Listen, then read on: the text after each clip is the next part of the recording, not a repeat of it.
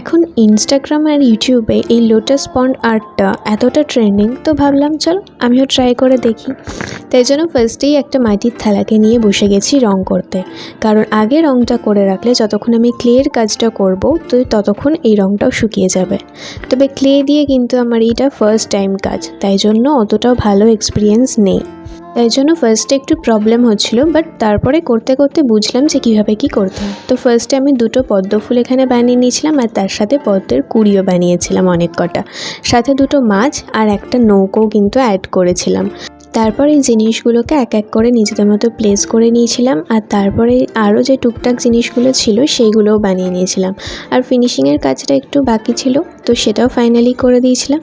তো ফাইনাল রেজাল্টটা কিছুটা এরকম এসেছিল। তো কেমন হয়েছে বলো তো আমার এই কাঁচা হাতের কাজটা? ভালো লাগলে কিন্তু অবভিয়াসলি ভিডিওটা লাইক করো, আর তোমাদের সাথে দেখা হচ্ছে নেক্সট ভিডিওতে। আজকের মতন বাই।